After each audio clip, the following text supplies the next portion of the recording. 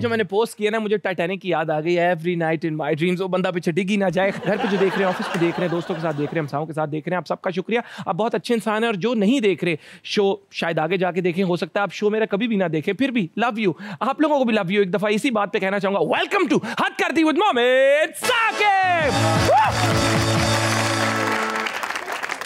मेरी जान, ये लोगों का प्यार है। और अगर आप में से कोई मुझे ये भी बोल देना कि मोमिन भाई हम आपसे प्यार नहीं करते, मैं ये बात मानूंगा ही नहीं।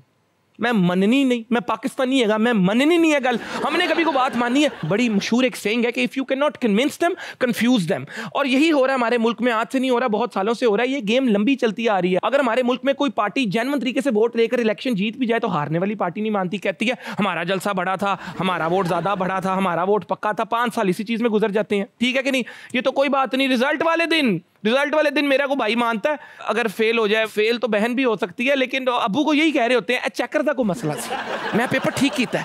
दुकान से आप कोई चीज ले लें, वही चीज अगर आप वापस करने दुकानदार के पास जाएं तो दुकानदार ही नहीं मानता कि आपने मुझसे चीज ही नहीं ली, मैंने तो आपको कभी देखा ही नहीं।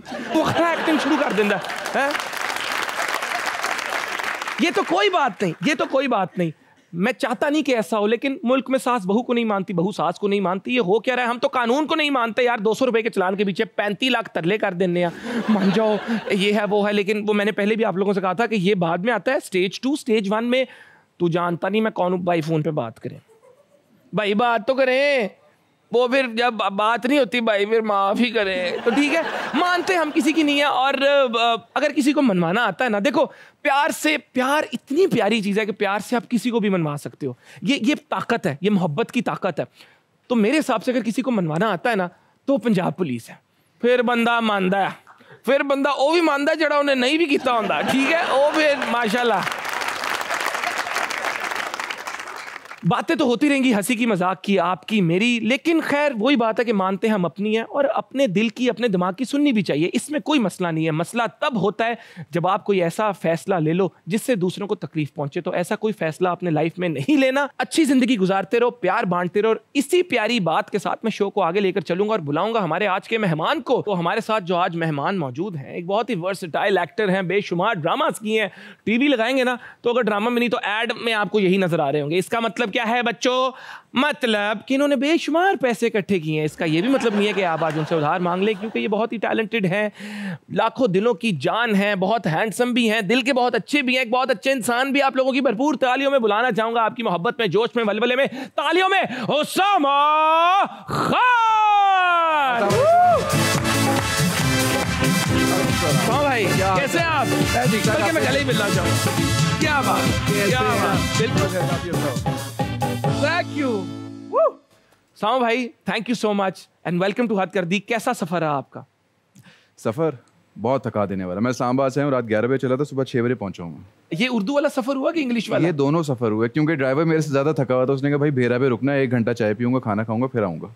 1 घंटा चाय पीऊंगा, खाना खाऊंगा, फिर आऊंगा। लेकिन ये आपकी मोहब्बत है कि आप इतना सफर करके आए, सुबह 6 बजे से उठे हुए हैं, लेकिन फिर भी इनकी एनर्जी देखो कि जो हो गया सो हो गया। अब तो मैंने नहीं, मैं 4 घंटे सोया हूँ बीच में। 4 घंटे सोए हैं?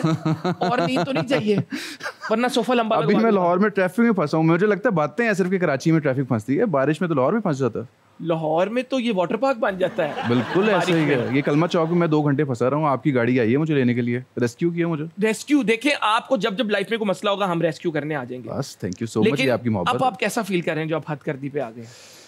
अभी तो फील करूंगा मैं, अभी तो महसूस होगा आहिस्ता आहिस्ता। शो का आगाज करने से पहले गुजरांवाला से आपका ताल्लुक है माशाल्लाह। गुजरांवाला के तिक्के भी बड़े मशहूर हैं। वैसे वहाँ पहलवान होते हैं, तो चिड़े शौक से पसंद करते हैं या फिर क्या खाने में? क्या मैं नॉर्मली खाना इतना पसंद नहीं करता, मैं अवॉइड ही करता हूँ खाना। अच्छा। लग जाता है फौरन। लेकिन मैंने सुना आपको खाना बनाना आता है। खाना बनाना आता है मुझे। बनाने में कोविड के दिनों में मैंने सीखा खाना बनाना। अच्छा, क्या बना लेते हैं? भिंडी बना लेता हूँ, क्या कहते हैं इसको, चिकन कढ़ाई बना लेता हूँ, और दाल बना लेता हूँ। दाल भी बना, दाल चावल बना लेता हूँ। वेरी गुड, बिरयानी बना लेता हूँ। तो आज हमारे जो गेस्ट यहाँ पे हैं वो एक्सपेक्ट कर सकते हैं कि अगर हम कुछ अपना मशीनरी ले आए, हाँ, तो आप इधर लाइव हमें कुकिंग करके दिखा सकते हैं? नहीं, उसके एक्स्ट्रा चार्जेस होते हैं, आप बैठे उसके। ठीक है, वेरी गुड। ये तालियां नहीं, जिनकी मोहब्बत है। इस शो में होंगे आपसे सवाल, हम एक्सपेक्ट करेंगे मजे मजे के आपसे जवाब। साथ होंगी कुछ गेम्स, सेगमेंट्स, लिपसिंग बैटल और ऑडियंस क्वेश्चंस। तो उम्मीद करता हूं आप तैयार होंगे। आपकी तरफ पहला सवाल कुछ ऐसा नहीं होना, एक अच्छी सी कॉन्वर्सेशन करनी है। लेकिन मुझे बताएं, दोबारा ड्रामा बहुत हिट हुआ, हदीका कियानी के साथ आपने काम किया, बिलाल अब्बास भी आपके साथ उसमें थे, बड़ा people appreciated your acting, you as a very talented individual. तो उसमें एक सीन था जहां हदीका जी ने इनको रैप्टे मारे, तो हमने सुना है कि वो काफी रीटेक्स उन्होंने काफी रीटेक्स हुए और थे किसी पॉइंट पे आपको ऐसा नहीं लगा कि ये जानबूझ के सारी साजिश हो रही है? मैंने उनसे कहा था यार आप मार देना, हदीका जी मारे तो बंदा कहता है यार चलो ठीक है। क्या मतलब वो थप्पड़ भी वह प्यार था उनका, उसके हर थप्पड़ के बाद उन्होंने सॉरी किया मुझसे। क्या हर थप्पड़, हाय लगी तो नहीं, लगी तो नहीं हाय लगी तो नहीं था, लगी तो नहीं। Very good. बट ओवरऑल कैसा एक्सपीरियंस रहा दोबारा का, उसके बारे में बताएं। बहुत अच्छा था। एक तो दानिश भाई डायरेक्टर थे तो, और बाकी सारी टीम बहुत अच्छी थी। हदीका जी के साथ मेरा पहला एक्सपीरियंस था तो मैं जरा डरा हुआ था क्योंकि हदीका जी पुरानी, बिलाल तो है ही अच्छा, तो बाकी सारी टीम, सकीना आबा, बाकी हर बंदा बहुत अच्छा था, बहुत पॉजिटिव एनर्जी थी। बहुत कम ऐसे सेट्स होते हैं जहाँ इतनी अच्छी पॉजिटिव एनर्जी। और नॉर्मली मैं मेकअप रूम में नहीं बैठता, मैं कहता हूँ साइड पे बैठ जाए, बातें बहुत होती हैं, लेकिन उस जगह पे बैठने का दिल करता था क्योंकि हदीका जी सिखाती ही बहुत थी। मतलब हदीका जी ने बहुत सी बातें ऐसी बताई जो पता भी नहीं होगी, वोकल का। अच्छा, मतलब कोई एक ऐसी बात उनकी, मतलब जिस तरह उन्होंने मुझे, मैं उनसे कहता था कि ये बात है तो कहते यहाँ से भी आवाज़ निकलती है, यहाँ से आवाज़ निकलती है, एक दिमाग की आवाज़ होती है। अब नहीं, दिमाग की आवाज़ तो मुझे नहीं पता क्या होती है, लेकिन उन्होंने सिखाने की बड़ी कोशिश की मुझे, जितना सीख गए थोड़ा बहुत सीख गया। तो ये एक अच्छी चीज़ थी कि हदीका जी सिखाती थी, हर बंदे को अप्रिशिएट करती थी। कि बुरा भी काम कर रहा हो ना तो कहती नहीं नहीं अच्छा अच्छा अच्छा अच्छा अच्छा नहीं ये ठीक है, अगर कोई बुरा भी कर रहा हो तब भी कहता नहीं अच्छा अच्छा नहीं, अगला मतलब बंदा, किसी दुकानदार ने गलत कपड़े भी दे दिए, नहीं अच्छा अच्छा, ऐसा अगर कोई हो जाए तो बहुत ही अच्छा है। वो ये होता था, कंफ्यूज नहीं होता था, बाद में जाके वो समझाते थे कि यार देखो ये कर सकते हो। तो मुझे ऐसे लोग अच्छे लगते हैं जो कि पब्लिक में आपको कह दें कि हाँ ठीक है, और अकेले में जाके समझाएं। किसी की बुराई जो होती है अकेले में जाके की जाए तो ज़्यादा अच्छा है, बजाय इसके कि आप पब्लिक में जाके उसको जलील करें। और एक हदीका जी की बड़ी अच्छी बात मुझे लगी थी कि किसी के गम में, मतलब किसी की फौतगी हो जाए, कुछ हो जाए, तो वो कहती थी कि वहाँ पे तो ज़रूर जाना है। खुशी में तो हर बंदा ही जाता है, ये चीज़ें होनी चाहिए, हम में से नॉर्मली नहीं है। जैसे बहरोज़ भाई है, बहरोज़ भाई बिल्कुल फैमिली की तरह हैं। तो बहरोज़ भाई को आप सुबह 4 बजे फ़ोन करेंगे ना, बहरोज़ भाई ये मसला है, बहरोज़ भाई कहेंगे चल मेरे साथ। अच्छा, ऐसे लोग नहीं मिलते आप। लड़ाई वड़ाई हो जाए तो पहुंच जाते हैं पहुंच जाएंगे, मोटरसाइकिल पे आगे अच्छा चेनें लेके। मजे की बात है, लड़ाई हो जाए पहुंच जाएंगे, और जब जिससे लड़ाई होगी बहरोज़ भाई के दोस्त निकलेंगे वो बहरोज़ भाई कितने ताल्लुकात हो जाते हैं या सुलह, बहरोज़ भी सुलह करा देंगे, यार देख तेरा मसला है, दोनों ही गलती थी, चलो बैठ जाओ, चलो घर जाओ। तो सुबह 4 बजे भी बहरोज़ भी ऐसे बंदे के आपके लिए होंगे। दूसरी बात, अगर आपने गलती से बहरोज़ भी कह दिया, बहरोज़ भी मुझे काम है, मैंने एक दफ़ा गाड़ी का काम था तो टायर वगैरह चेंज करवाने थे, तो बहरोज़ भाई मैकेनिक है? नहीं गाड़ियों का काम है। तो वो सुबह 9 बजे मुझे फ़ोन करके रहे हैं चल मेरे साथ। मैंने कहा बहरोज़ भाई हम सोने दें, 11 बजे उठाएंगे। नहीं तू चल, तुम लोगों की यही मसले हैं, उठते नहीं हो।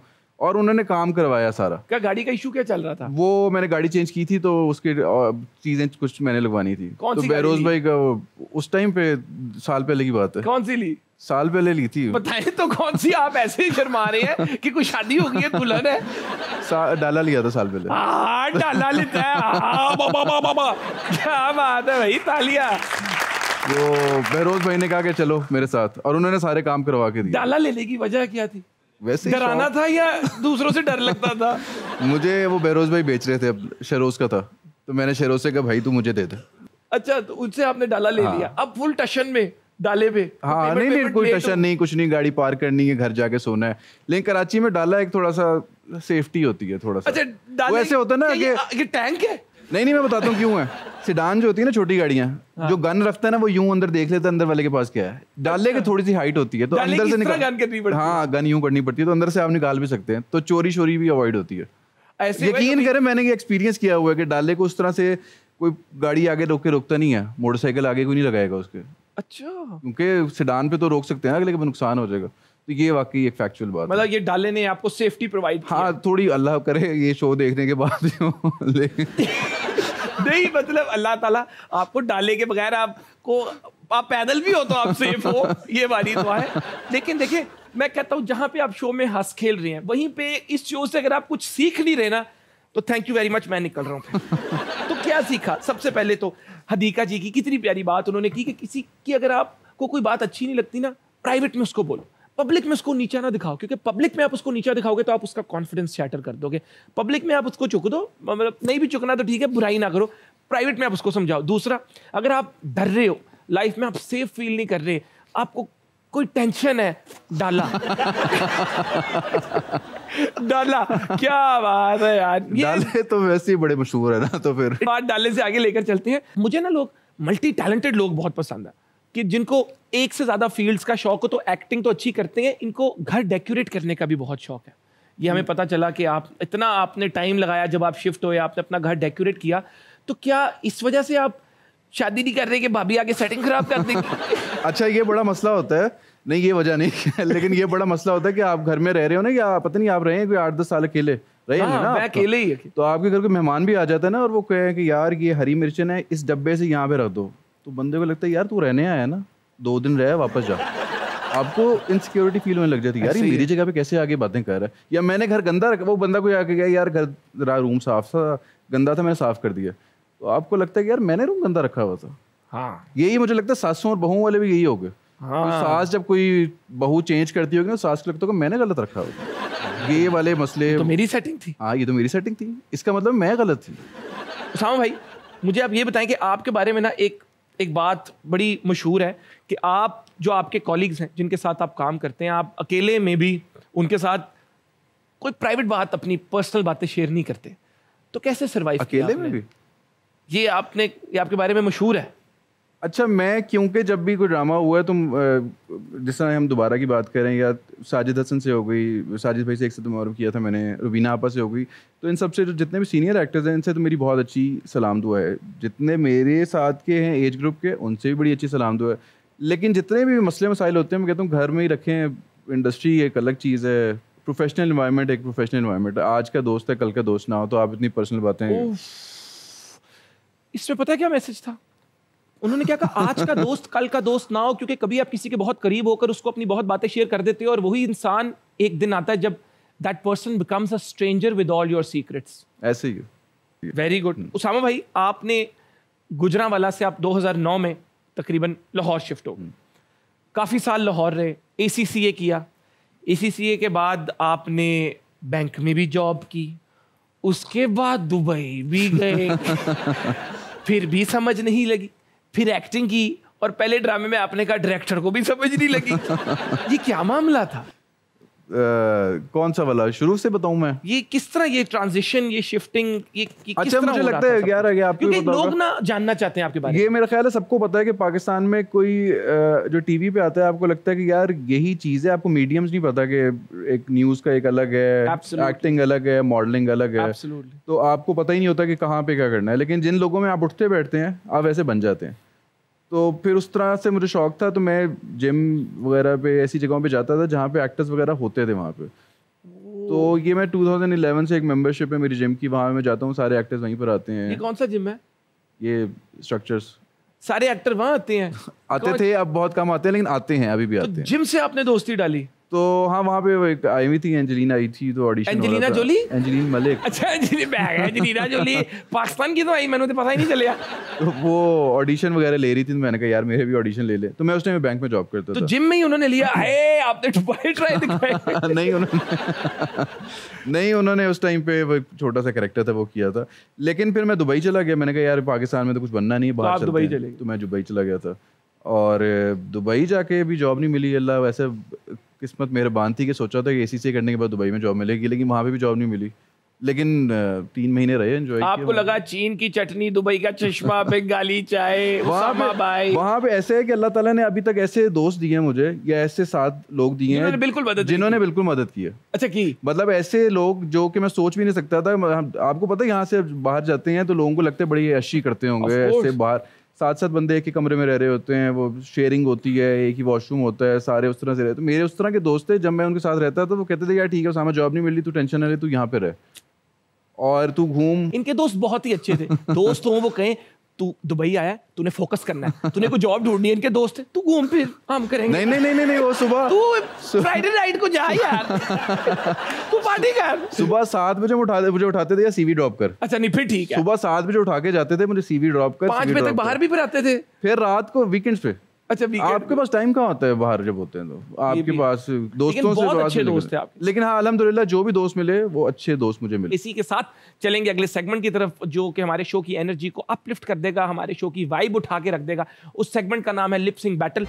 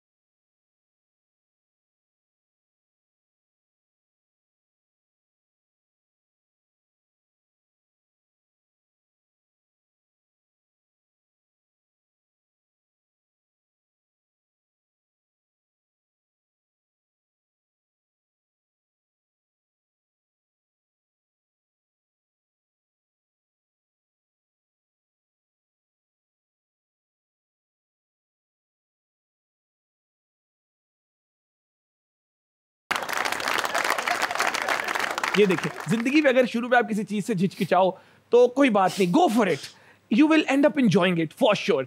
तो बस फनी ना हो।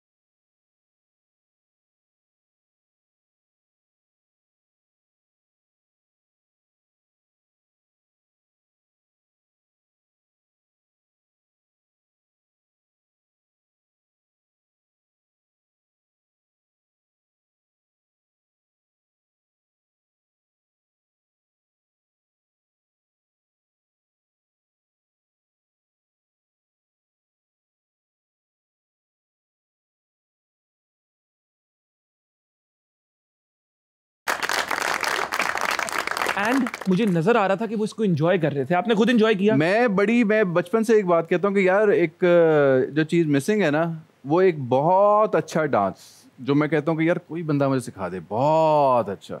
टेंशन ही नहीं लेनी। क्यों? मैं सिखाऊंगा आपको डांस। डन हो गया। ऐसे ही जैसे अभी किया। नहीं, अभी तो मैं आपका डांस एंजॉय कर रहा था, नेक्स्ट टाइम मैं आपको सिखाऊंगा। बाकी आप लोग भी जिंदगी इस तरह एंजॉय करते रहे जिस तरह अभी उसामा भाई ने ये लिप सिंक बैटल को एंजॉय किया, ना चाहते हुए भी एंजॉय किया। यही जिंदगी है। चलते हैं छोटे से ब्रेक की तरफ। हद कर दी देखते रहना, दूर कहीं मत जाना। रिमोट अगर टीवी का पास है उसको छुपा दो, शरारती बच्चे सुला दो, क्योंकि ये शो भी चलेगा, होंगी मजे मजे की बातें। कीप वॉचिंग हद कर दी विद मोमेंट साकिब।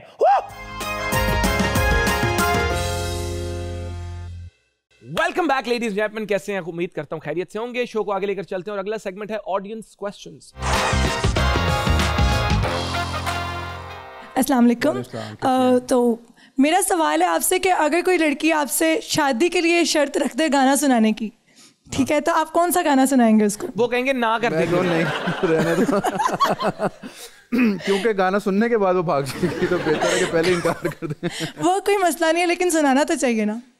अच्छा, तो मैं डेडिकेट कर दूंगा उसको किसी और का गाना। कर दें। कौन सा डेडिकेट करेंगे आप? हाँ, कौन सा करूंगा? Good question. कौन सा करना चाहिए वैसे? कहानी सुनो। कहानी सुनो। कहानी सुनो। आप उसको ये बताएंगे कि आपको पहले प्यार हुआ था? उसको पता लगना चाहिए ना कि यार पहले भी है कोई। अच्छा, दिल टूटा हुआ है इसका। दिल टूटा हुआ है? हाँ। नहीं यार, ये पता होना चाहिए अगर कहानी सुने। तो दिल कॉप अप कैसे किया था आपने? दुबई चले गए थे हम। दुबई जाके फिर आपने कहा? दुबई जाके हमने कहा यार अब तो फोन भी महंगा है, व्हाट्सएप कॉल भी नहीं होती, तो चलो बैठे रहो दोस्तों के साथ ही। फिर आपने कहा अपने मोहल्ले में अपन का दिल चक्कर खा गया। Very good. और आप गाना भी सुनना चाहती हैं? बिल्कुल बिल्कुल, मैं चाहती हूँ कि आप बताएं। नहीं, मैं चाहती हूँ कि आप बताएं। गुनगुनाऊं मैं? जी जी बिल्कुल। चले, मैं बाद में आपको गुनगुना के सुना दूंगा। बाद में जब आप बड़ी हो जाएंगी ना, 20 साल बाद, ये आएंगे एज परफॉर्मेंस करने आपके पोतों की शादी में। ये तो आपने कहा ना जो लड़की कहेगी, अब तो वो लड़की कहेगी तो फिर कहूंगा ना। मैं भी लड़की हूँ। नहीं ना, आपने प्रपोज नहीं किया ना, तो फिर वो जब करेगी तो फिर आप पहले घर वालों से डिस्कस कर ले, फिर आप इनको प्रपोज कर दिएगा। ठीक है, थैंक यू।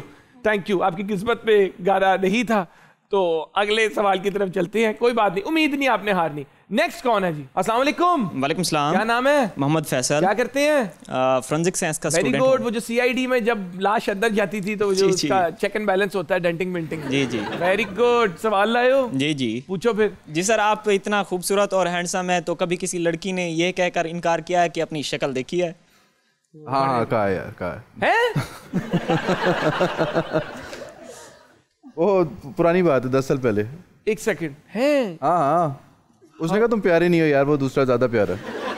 8 साल बाद कह दिया था। तो फिर मैंने कहा 8 साल से क्या देख रही थी? प्यारे भी नहीं हो, पैसे भी नहीं है, तो फिर क्या करना शादी करके? तो फिर मैंने सोचा यार जिंदगी में कुछ कर ही लेते हैं। और आज यहाँ नहीं, थोड़े से प्यारे हो गए फिर। थोड़े नहीं, काफी हो गए। तालियां। अस्सलाम वालेकुम। वालेकुम सलाम। क्या नाम है? मोहम्मद ज़ैम ज़फ़र। क्या करते हैं ज़ैन? BS biochemistry. Very good. दिल से पढ़ रहे हैं? जी। इरादा रखते हैं पाकिस्तान के तरक्की की तरफ कदम बढ़ाने? इंशाल्लाह। सवाल पूछें। भाई मेरा क्वेश्चन है कि इंडस्ट्री में लोग अपने रिलेशनशिप को क्यों छुपाते हैं, और अगर छुपाना ही होता है तो बाद में पिक्चर क्यों लगाते हैं सोशल मीडिया पे? Very good question. मैं पूछूंगा ऐसे लोगों से। Very very good question, very very good question. Biochemistry का यार वो पहले एक दफा ट्रेंड चला था कि वो लगाते थे पिक्चर्स, बाद में पता लगता था कि वो ब्रेकअप हो गया तो बेइज्जती ज्यादा होती थी, तो फिर पहले अब लोगों ने छुपाना शुरू कर दिया। ये सच है वैसे? हाँ ये सच है, ऐसे होता है यार। वो ब्रेकअप हो जाए तो फिर बेइज्जती ज्यादा होती है ना, फिर लोग पुरानी पुरानी पिक्चर्स लेकर आते हैं, तो इसलिए बेहतर है लोग करते हैं कि फ्लैशबैक्स आते हैं, फिर फ्लैशबैक्स आते हैं, फिर लोग उसके साथ जोड़ते हैं, अगले को जोड़ते हैं, फिर आप सारी मतलब आप आज कोई भी हरकत करोगे इंडस्ट्री में या कहीं पे भी तो गूगल पे आप सर्च करोगे वो आपको हिस्ट्री आ जाएगी, आपके बच्चे भी देख सकेंगे, इसलिए बेहतर है कोई ऐसी हरकत ना करो कि बाद में आपको पछताना पड़े। ठीक है, तो बस पढ़ो, बायोकेमिस्ट्री बड़ी मुश्किल है, ये छोड़ो कि वो तुम ये छोड़ो कि शादी हुई है ना हुई, लैब में तुम बैठ के पिक्चर लगा के ना ये लगता है इसके साथ ना ना ना ना ये रेस्टोरेंट ना, ना ये है ये, तुम अभी अपनी पढ़ाई पे फोकस करो। अस्सलाम वालेकुम। वालेकुम अस्सलाम। मोमिन भाई क्या हाल है, ठीक हूँ? आपकी दुआएं। अस्सलाम वालेकुम। मेरा एक बड़ा ड्रीम था कि मैं मोमिन भाई को फ्रंट से देखूं, क्योंकि मैंने मेरा तो नहीं देखा, साइड से देखा। जी जी पहले बैक से भी हमने देख यहाँ से धोके देखा। मेरा पेरेंट्स यूके से है, तो मेरा ड्रीम वहाँ पर था कि मैं मोमिन भाई से वहाँ मिलूंगा, लेकिन मैं लकी हूँ यहाँ मैं इनको देखा और मैं इनसे मिला। मेरा रिक्वेस्ट ये है कि मैं एक सॉन्ग गाऊंगा। एक काम करोगे? जी सर। स्टेज पर आकर गाओ। अभी तो मोहब्बत का आगाज है, अभी तो मोहब्बत का अंजाम होगा, बड़ा दिन नशी तेरा अंदाज है, बड़ा खूबसूरत तेरा नाम होगा, अभी तो मोहब्बत का आगाज है, ये आंखें ये बिंदिया ये काजल बड़ी ही सुरीली ये आवाज है, अभी तो मोहब्बत का आगाज है, अभी तो मोहब्बत का आगाज है। क्या बात। Thank you. एक रिक्वेस्ट है सर, तुम्हारे कॉन्फिडेंस पे मैं तुम्हें अप्रिशिएट करना चाहूंगा। और मैं भी कि देखो तुम्हारा कॉन्फिडेंस था, कितने लोगों के सामने तुमने आके गाया, तुमने उसको एंजॉय भी किया। क्या रिक्वेस्ट है तुम्हारी? मुझे एक लड़की पसंद है, नाम नहीं भूलूंगा उसका क्योंकि प्रिया उसी रखना। लड़की पसंद है? लड़की पसंद है, मेरे दोस्त है, लेकिन मैं क्यों पसंद है? बस पसंद है बहुत ज्यादा। नहीं बताओ क्यों? खूबसूरत लगी, अच्छी लगी मुझे, ऑनेस्ट लगी। ऑनेस्ट लगी? दिल है, बस मेरा लगा है, दिल लग गया उसके साथ। जी। अब क्या चाहते हो? ये चाहता हूँ कि वो मतलब फ्रेंड तो है, लेकिन मैंने उसको एंगेजमेंट क्या पर दिए ताकि वो एक्सेप्ट करे। अच्छा, तो तुम्हारी तो एंगेजमेंट पहले हुई है? ये उसने ही दिया था लेकिन जस्ट फ्रेंड है, मतलब फ्रेंडशिप में। अच्छा, फ्रेंडशिप में एंगेजमेंट रिंग बना दी? वाह। बस एंगेजमेंट के लिए रेडी नहीं हो रही ना, ये है कहते हैं कि 4 सेमेस्टर बाद 8 सेमेस्टर बाद, मतलब अब चाहते क्या हो? मैं ये चाहता हूँ कि मतलब वो मुझसे रेडी हुए, मुझे एक्सेप्ट करें। तुमसे रेडी क्या हो जाए? मतलब मुझे एक्सेप्ट कर, मैंने एंगेजमेंट क्या पर दी है ना, ये एक्सेप्ट करे। मेरी ये रिक्वेस्ट है, मैं उससे बेइंतहा मोहब्बत मेहरबानी ताड़ी अब देख ले शो भी अपनी मोहब्बत का इजहार उसको करता हूँ। करो ये मोहब्बत का इजहार करो, समानी उसके थ्रू करो। ठीक है, नाम मत लेना बस, बाकी नाम तो नहीं लूंगा, उसको पता भी है। नाम मत लेना वरना भाई और अबू उसके बाहर तुम्हें अपना अभी बाहर से पिक कर देंगे इनके डाले पे। हद से ज्यादा पसंद है, और मोमिन भाई के थ्रू मैं इसको रिक्वेस्ट नहीं, मेरे ना बीच में डालो, मेरे को रिश्ता कराने वाली आंटी नहीं। मोमिन भाई के आंखों को देखो, इसके थ्रू मैं रिक्वेस्ट इसको भेजता हूँ ताकि मुझे एक्सेप्ट करें, एंगेजमेंट क्या पर देता हूँ। मेरे पेरेंट्स यूके में रहते हैं और मैं पेरेंट्स का इकलौता मतलब बेटा हूँ। उसका खर्चा उठा लोगे? बिल्कुल। खुश रखोगे उसको? बिल्कुल, यूके भी ले जाऊंगा। तुम्हारे पास खुद वीजा है यूके का? मैं एक दफा गए, पेरेंट्स फादर मदर जो है ना वो यूके नेशनल है, बहुत ज्यादा नेशनल, मतलब बहुत नेशनल है दोनों, ज्यादा नहीं। मुझे लगा कि बहुत ज्यादा नेशनल है। चलो अब वो वेट कर रही होंगी। Okay, thank you very much, thank you. Mic साथ ले जाओ, उनको प्रपोज नहीं करना। क्या बात है यार, इसके कॉन्फिडेंस के लिए तालियां। तो आगे लेकर चलता हूँ और आपसे बड़ी मजे मजे की बातें हो रही हैं। कुछ हमारे गेम सेगमेंट्स अब आएंगे। एक हमारा सेगमेंट है तोले बगैर बोलो, उसकी तरफ चलता हूँ। कुछ सवाल मैं आपसे पूछूंगा और आपने मुझे इंस्टेंट उन सवालों के जवाब देने हैं, जो भी आपके माइंड में आएगा। एक्टर होने का सबसे बड़ा नुकसान? पब्लिक में आप कोई अपनी मर्जी से हरकतें नहीं कर सकते। मतलब जब बचपन में हरकतें करते थे पब्लिक में, उस तरह से नहीं कर कोई सकते। ऐसी हरकत जो बचपन में करते थे अब नहीं करते? क्रिकेट खेलते थे, अब नहीं खेलते। अब क्रिकेट नहीं खेल सकते? उस तरह से नहीं खेलते। स्पोर्ट्स नहीं है ना, प्रैक्टिकल लाइफ ज्यादा है, प्रोफेशनल। ठीक है, बिजी हो गए। हाँ। किस एक्ट्रेस के भाई का किरदार कभी नहीं अदा करूंगा? माया अली या मायरा खान? माया अली। माया अली का भाई नहीं नहीं, बनना? कभी भी नहीं। ठीक है। कभी भी नहीं। कभी भी नहीं? पागल हूँ ना, मैं कह चुका हूँ मुझे पसंद है, बस बात कर। माया अली पसंद है आपको? हाँ। जिस तरह इनको वो पसंद है? ये जरा ज्यादा दिल से पसंद करते हैं। अच्छा, आप गुर्दे से? नहीं, वो तो अंगूठी पहनाती है ना, मेरे तक आई नहीं ना अभी तक हाँ, अंगूठी। ये भी है। इंडस्ट्री की पार्टी से ज्यादा आफ्टर पार्टीज एंजॉय करता हूँ। मैं घर पे रहना एंजॉय। आप घर पे रहना एंजॉय करते हैं, बिल्कुल ठीक है। हुमायूं सईद, अदनान सिद्दीकी, फैसल कुरैशी, सबसे रियलिस्टिक एक्टर कौन है? डिपेंड करता है। फैसल भाई। फैसल भाई, ठीक है। महविश हयात, अनमोल बलोच, ज़ैनब शबीर या सबा कमर, इनमें से नेचुरल ब्यूटी कौन है? सबा कमर। सबा कमर। वैसे तो सारी हैं, लेकिन चलें सबा। या इनमें मतलब आप अगर यूरोप में लिस्ट बनवाएंगे तो फिर मैं आपको लिस्ट बना दें, चले टॉप टू बॉटम। मतलब सबा कमर, फिर जैनब होगी, फिर महविश होगी, बस बात खत्म। अनमोल। अच्छा, हाँ। क्या ये अगर एक्टर ना होते तो क्या होते? दानिश तैमूर। Fitness trainer. इमरान अब्बास। मुझे लगता है कि स्टाइलिस्ट या स्किन डॉक्टर। हाँ, मे बी। हमजा अली अब्बासी। खतीब। इमरान अशरफ। इमरान भाई कॉमेडियन होते हैं। एक्टिंग स्किल्स से ज्यादा इंडस्ट्री में रिश्तेदारी होना जरूरी है।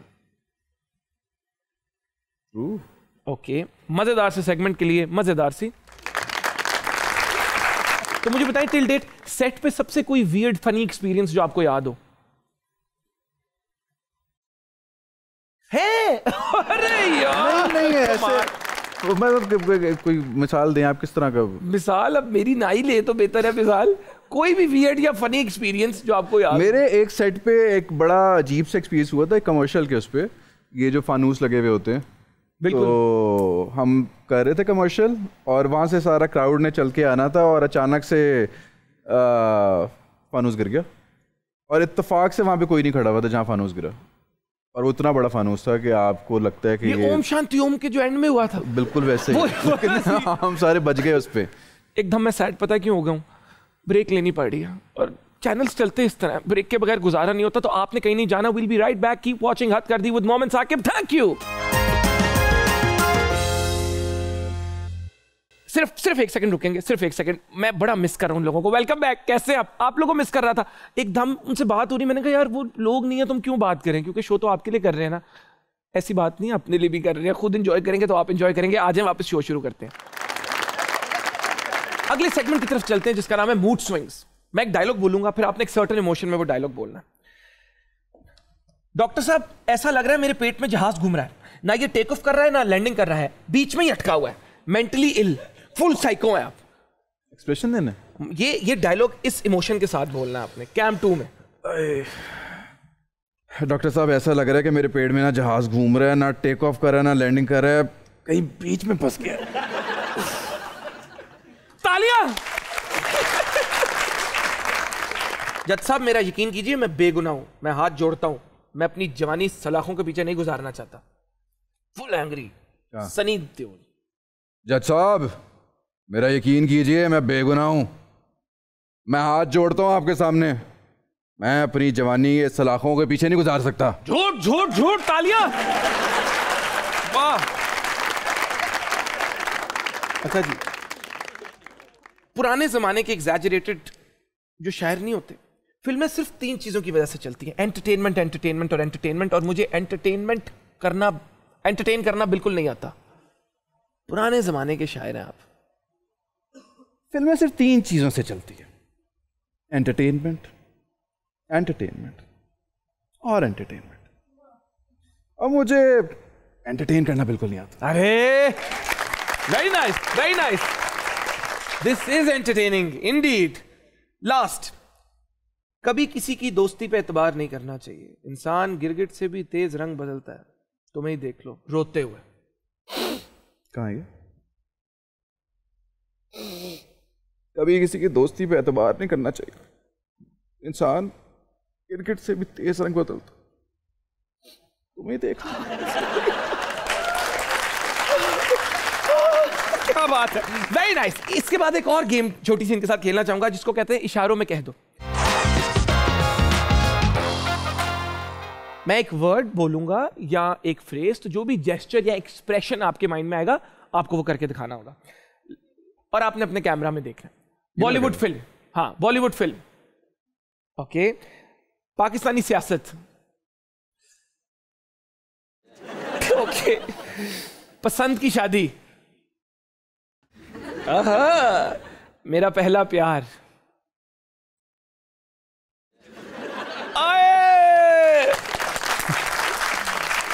Very good. कराची की जिंदगी, मायरा खान,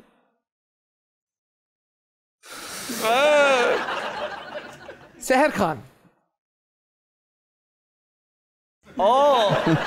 ज़ैनब शबीर। ये पहली दफा बोल पड़े जो कि नहीं बोल रहा था। अनमोल के साथ आपने ड्रामा में काम किया और सेट पे आप लोगों की लड़ाइयाँ भी होती थी, लेकिन लड़ाइयों के बीच में ही आप लोगों की बड़ी अच्छी दोस्ती हो गई। तो आप बताएं कि ये सेट के माहौल पे how often do you end up becoming friends with someone as an actor? Anmol का पूछे तो अनमोल के साथ ये था कि अनमोल के साथ मेरे 3 ड्रामे कर चुका हूँ। अब अगला भी होगा तो मैं करूँगा, लेकिन अनमोल और मेरी केमिस्ट्री कुछ ऐसी है कि जब हम सेट पे होते हैं तो अनमोल कहती है सीन ऐसे करना है और मैं ऐसे कहता हूँ सीन ऐसे करना। भी एक ड्रामा हमारा तरह है एक से तुम और, उसमें हमारा बहुत रोमांटिक सीन्स होते थे और उससे पहले हम लड़ रहे होते थे कि ये ऐसे नहीं करना, ये ऐसे नहीं करना, इनको समझाए, इसको समझाएं, और वो सीन हमारे बहुत अच्छे निकलते थे। केमिस्ट्री हमारी बहुत अच्छी थी, लेकिन थोड़े से ज़रा हमारा ये था कि हो जाती थी। लेकिन हम ऐसा नहीं है कि हमारी बातचीत नहीं है, हमारी ऑफ द साइड आज के दिन भी मेरी अनमोल से बातचीत है। तो हमारे बहुत ऐसे सीन थे जिसमें हमारे लिटरली फटे होते थे, लेकिन वो सीन बहुत अच्छा निकलता था। लेकिन हमारी बाद में दोस्ती भी थी कि हम शाम को बैठ के चाय भी पी रहे होते थे, कभी अनमोल कुछ ले आती थी हम खा भी रहे होते थे, कभी मैं कुछ ले आता था हम लोग बैठ के खा रहे होते थे। एक हमारा इंटरव्यू भी ऐसा हुआ था जिसमें पता नहीं हो गया था कि हमारी शायद लड़ाई हो गई। इंटरव्यू में लड़ाई हो गई थी? इंटरव्यू के बाद ऐसी कोई बात हो गई थी कि लगा था लोगों को कि लड़ाई हो गई, लेकिन अनमोल से आज भी मेरी दोस्ती है, मतलब अच्छे टर्म्स हैं हमारे। अनमोल उसामा तुम्हें मिस कर रहा है। अनमोल कोई लड़ाई नहीं है, सबको बता दो। यहाँ से बात को मैं आगे लेकर जाना चाहूँगा कि ज़ैनब शबीर कहती हैं कि वो आपकी दोस्त हैं, लेकिन लोग अक्सर आपको उनके साथ रिलेट करते हैं। Now my question is, audience के लोग, ना ज़ैनब उनकी पुप्पो की बेटी है, ना आप उनके खाला के बेटे हैं, ये लोग क्यों दो लोगों को आपस में रिलेट कर देते हैं? इसके पीछे वजह क्या होती होगी? क्या उनके पास टाइम बहुत है जो उनको पता नहीं चल रहा कि गुजारें किस तरह? क्या कोशिश होती है कि हम बंदे को ऑकवर्ड कर दें या इनसिक्योर कर दें?